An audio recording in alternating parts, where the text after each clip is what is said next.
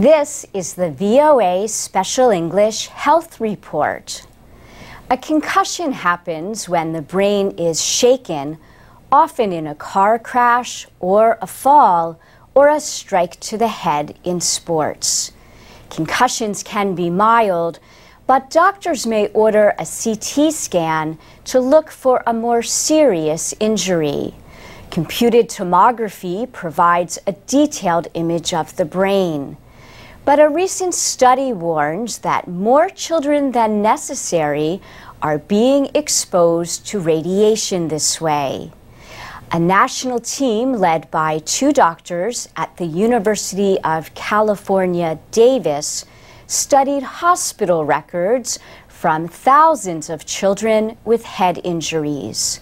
They found that in many cases, the risk of developing cancer from the radiation outweighed the risk of a serious brain injury. The study found that 1 in 5 children over age 2 had a low risk of serious injury, but received CT scans anyway.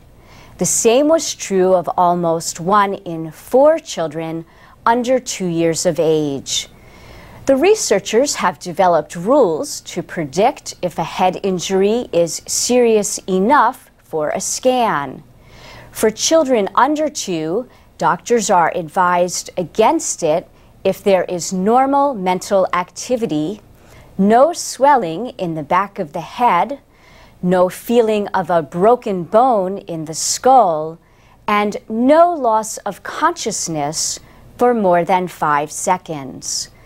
Doctors should also consider how the child was injured and whether the parents say the child is acting normally.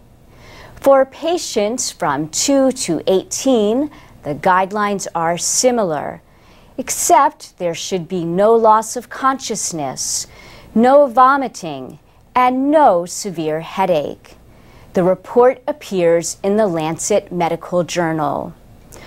Earlier this year, the British Journal of Sports Medicine published new guidelines for concussions in children and teens. International experts said they should not return to sports or school until fully recovered. The brain also needs a cognitive rest, they say, by restricting activities like video games, texting, and watching TV. Young people often take longer than adults to recover from a concussion. The experts say individual progress and not a set time period should always guide a decision to return to play. More than 1 million cases of concussion are reported each year in the United States alone. A congressional committee held a hearing in October to discuss legal issues related to head injuries in football. Recently, there have been concerns about players retired from the National Football League. But professionals are not the only ones getting concussions.